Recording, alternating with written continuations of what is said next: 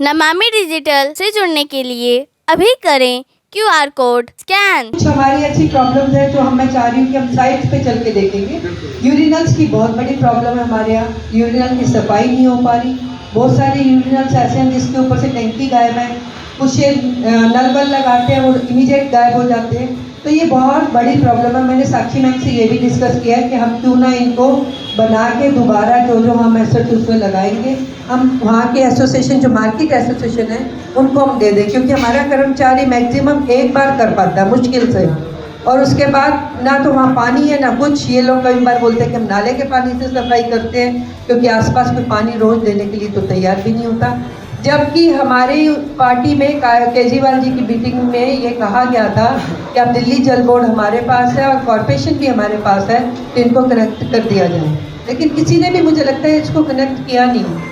दिल्ली जल बोर्ड की लाइन हमेशा हर जगह हर यूरिनल के पास से जा रही है, तो मैं चाहती हूँ इसको ये जोड़ दें ताकि पानी की प्रॉब्लम, देखो पानी वॉशरूम में हमेशा चाहिए, वॉशरूम तो बिना पानी के चल ही नहीं सकता, पब्लिक के प्लेस पे तो बिल्कुल ही नहीं चल सकता, घर में ही नहीं चल सकता। तो मैं चाहती हूँ इस चीज़ को भी नोट करें, बाकी हम जहाँ जहाँ साइड पर जाएंगे, जिस डिपार्टमेंट, मैंने अलग अलग रिक्शे बनाए हैं क्योंकि मेरा परमानेंट रिक्शा चलता है, लेकिन आज मैंने डिपार्टमेंट वाइज बनाया है। तो आप जब हम बाहर जाएंगे ब्रेकफास्ट करके, तो आप लोग अपने अपने डिपार्टमेंट के रिक्शे में बैठेंगे और जो जहाँ पर हम उतरेंगे वहाँ पर आप लोग अपने पॉइंट्स नोट करेंगे। और ये हमारा हवा में दौरा नहीं होता। इसके बाद हमारा कमिश्नर साहब का भी राउंड है, तो पहले मैं चाहती थी कि एक बार डीसी साहब देख लें, क्योंकि मेन एरिया के मालिक तो ये है। तो डीसी साहब पूरी एरिया को देखेंगे, उसके बाद हम कमिश्नर साहब को बुलाएंगे, क्योंकि उसमें भी हमारे कुछ ऐसे इश्यूज हैं जो डीसी साहब नहीं, कमिश्नर साहब हमारे पूरे कर सकते हैं। तो होंगे दोनों के कोऑर्डिनेशन से। मैं चाहूँगी आज हम जिस पे डिस्कस करें उसमें से जो पॉइंट आपके ना हो, जो आपके अंदर यहाँ से नहीं होते हो, तो आप प्लीज़ उनको राइटिंग में कमिश्नर साहब के पास ज़रूर भेजें। क्योंकि साक्षी मैडम से भी बात हुई थी कि डीसी साहब को जो काम भेजने होंगे यहाँ से आप रेफर कर देंगे तो वो लोग करवा देंगे। खाना मैडर बोला था दूसरी का लैंड का ओनर, दूसरे के सर में अभी एक चीज मुझे लिखा है। तुम बताओ ना कि कौन है ओनर दूसरे का? दूसरी लैंड में जो उधर क्या नाम था, डीडीए का ऑफिस है उसके तो पीछे। सबकी नौकरी जानी चाहिए। नहीं जो पीडब्ल्यूडी रोड पे है, दूसरे का रेड ओनर क्रॉस के बराबर में डीडीए का है। वो डीडीए का तो सर्वे भी हो गया सर उस लैंड का। तो लेटर गया हुआ? हाँ लेटर गया हुआ है, सर्वे भी हुआ है उसका। सर्वे का भी रिजल्ट नहीं आ रहा, परसों तक है। उसमें ऑलरेडी डीसी साहब हमारे बहुत बड़ा घड़ाव भी बना हुआ है। ये लेटर जांच कर आप किसकी किसको बात क्या है? कर रहे हो, लास्ट वाले की? नहीं सनलाइट की बात कर रहे हो ना? दो था ना, दो एफसीटीएस की बात हाँ हुई वहाँ थी। बनाया एक हुआ है, परसों बंदा गया, दूसरे में क्या बना रखा है। पहले से हो, तुमने क्या पर्सपेक्टिव लिया? दो इंस्पेक्शन हुआ था, दो की प्रोसीड होनी थी, एक डीसी में एक डीडीए है, उसकी फाइल तुम्हारे पास पार्लियामेंट होनी चाहिए थी, अभी तक तुम्हारे पास नहीं है। तुम जिम्मेदारी लोगे तभी तो काम होगा। मैं जी से बात करूँ तो उसको स्टार्ट कराओ, अपनी फाइल बढ़ाओ। फंड हम लेते हैं, फंड के लिए मुझे बुलाया कमिश्नर साहब ने, साक्षी मैडम से करा कि मैं बाई हैंड ले लूँगा, मैनुअल फाइल बना के दो मुझे। और एनओसी के लिए डीसी को लिख दिया तो वेरी गुड, उसको परस्यू करो। डीडीए को लिख दिया तो परस्यू करो। दो बनना है, दो पहले हो गया, काम होना चाहिए। सिमिलरली सेकेंड इशू जो एलआई का तो हो ही गया, कि कैसे इसने लगवा दिया, अच्छा उसका मैं देखता हूँ। कोई भी अनऑथराइज, सुन लो भाई कौन है हरद्वार, कोई भी अनऑथराइज शॉप जो खुला हुआ है, रेडी पटरी है, ठीक है, नया कोई भी शॉप, मोबाइल या ई मोबाइल, खास करके ये जो तुम्हारा पे बाजारी है ना, लगा तो तुम्हारी नौकरी तो कोई नहीं बचा पाएगा। रिसेंटली एक डीसी को ट्रांसफर कर दिया इसी आरोप पर, कमिश्नर बिल्कुल बर्दाश्त नहीं करेंगे, तुम्हारा टर्मिनेशन होगा सीधा। अभी तो मैं योग का इलाज करता हूँ चल के, कैसे हुआ है। हूँ कविता उपाध्याय, आप है नमामि डिजिटल के साथ। और दिलशाद कॉलोनी वार्ड 217 में आज राउंड है। आप देख रहे हैं दिल्ली नगर निगम के तमाम अधिकारी जो है आज ग्राउंड पे सर्वे कर रहे हैं, राउंड कर रहे हैं, जनता की क्या समस्याएं हैं, क्या और सुविधाएं उनको दी जा सकती हैं।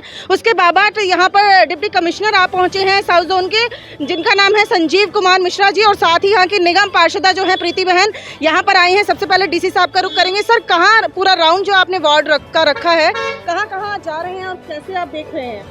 इस वार्ड के हर एक पॉइंट पर हम जाएंगे माननीय पार्षद महोदया के साथ में। हम वहाँ जा कर के हर जगह देखेंगे कहाँ क्या समस्या है। अभी तक हमारे संज्ञान में 2-3 समस्याएं ही हैं। सबसे बड़ी समस्या है कूड़ादान।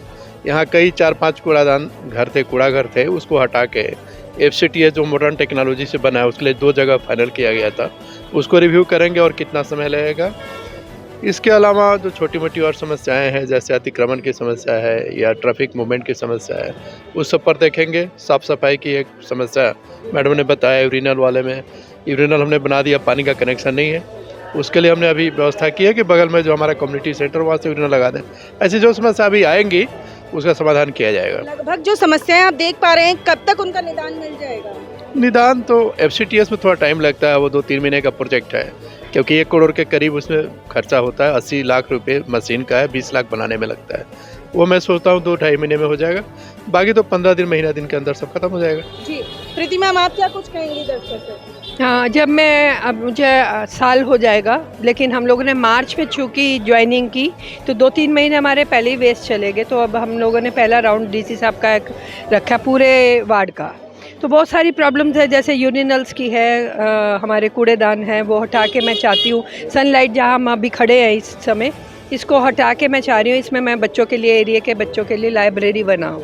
क्योंकि मैं लाइब्रेरी की सचिव भी बन गई हूँ, तो हरदयाल लाइब्रेरी की, तो मुझे है कि मेरे एरिया में भी ये लोगों को फैसिलिटी मिलनी चाहिए ताकि यहाँ के बच्चे जो। और मैंने एक चीज़ और नोट की है, DC साहब को भी बताना चाहूँगी कि सीमापुरी में इतना बच्चा, इतने कोचिंग सेंटर हैं, बच्चे इतना पढ़ने में इनका शौक़ है, तो मैं चाहती हूँ ये फैसिलिटीज़ हम लेके आएँ। और DC साहब को आज मैंने दिखाया कि बहुत सारी प्रॉब्लम हमारी जो है, जैसे यहाँ थेफ्ट बहुत है। आज हम यूरिनल्स में कुछ लगाते हैं, कल चोरी हो जाता है, तो उसके लिए भी हमें कोई हल निकालना पड़ेगा। मैंने मार्केट्स के साथ बात की है कि अब जितने मार्केट्स में यूरिनल्स हैं और वो मेंटेनेंस अगर वो लेंगे तो हम बनाएंगे, नहीं तो नहीं अदरवाइज़। क्योंकि वो हमें ये फ़ोटो तो डालते हैं कि गंदगी बहुत है, लेकिन गंदगी अब सारा दिन हमारे तो 2 बजे कर्मचारी चले जाते हैं। तो मैं समझती हूँ कि एसोसिएशन अगर ये हमारे साथ मिल के एसोसिएट कर लेती है तो बहुत अच्छा रिजल्ट आएगा कि उनको यूरिनल हम दे रहे हैं, टॉयलेट हम दे रहे हैं, लेकिन मेंटेन वो करेंगे तो हमारे लिए ईजी हो जाएगा। जी, आपके एरिया में एक शौचालय भी है जिसको देखा गया कि अभी कंडीशन सही नहीं है, उस पर क्या कुछ देख पा रहे हैं आप शायद शौचालय कलंदर की बात कर रही होंगी। कलंदर और जो दिलशाद विहार, ये सारी कॉलोनी, सनलाइट, ये जितनी कॉलोनी स्लम की है, ये पहले स्लम डिपार्टमेंट होता था और मैंने इसमें इतना काम किया है कि मैक्सिमम आप कहीं जाओगे तो मेरे हाथ के ही काम किए हुए सारे। BV के भी मैंने बनाए थे और टॉयलेट भी कलंदर के अंदर 1 करोड़ 10 लाख का मैंने बनवाया था।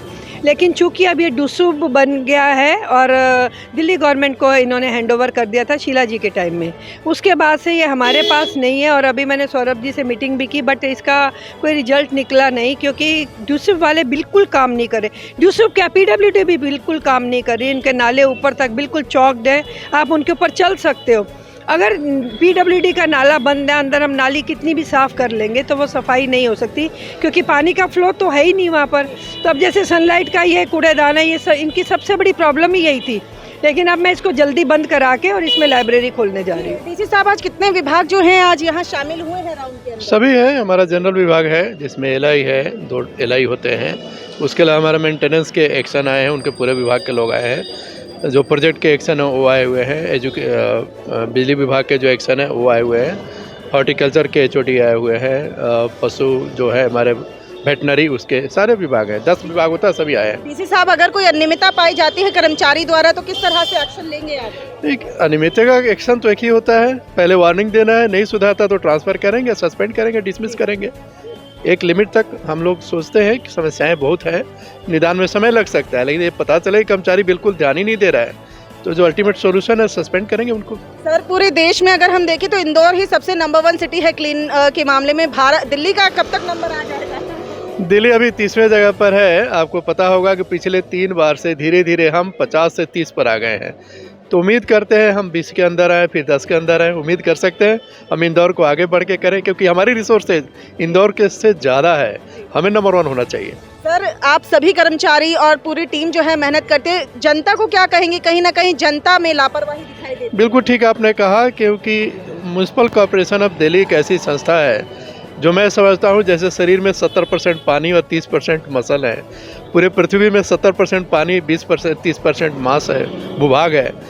70% भागीदारी जनता की होनी चाहिए। 30% में हम सारे स्टाफ इंक्लूडिंग पार्षद महोदया, पार्षद, हम सारे 30% है। इसलिए जनता समझे कि हमें सफाई कैसे रखना है, कूड़ेदान में डस्ट फेंके, यूरिनल जहाँ वहीं इस्तेमाल के, ओपन यूरिनेशन बंद करें, और कोई चीज़ जलाए नहीं, उनको सब सूचना है।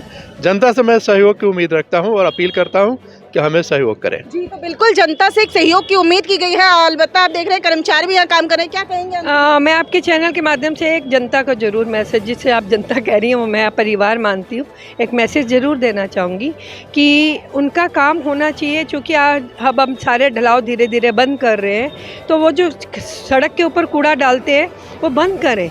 अगर उनके घर में कूड़ा एक्स्ट्रा हो जाता है तो थैली में डाल के रखें, किसी उसमें डाल के रखें डिब्बे में, और जब हमारी गाड़ी आए तो ये मेहरबानी करके उसमें डालें। अपने क्षेत्र को आप हमारे साथ खुद स्वच्छ बनाएं, हम आपके साथ हैं।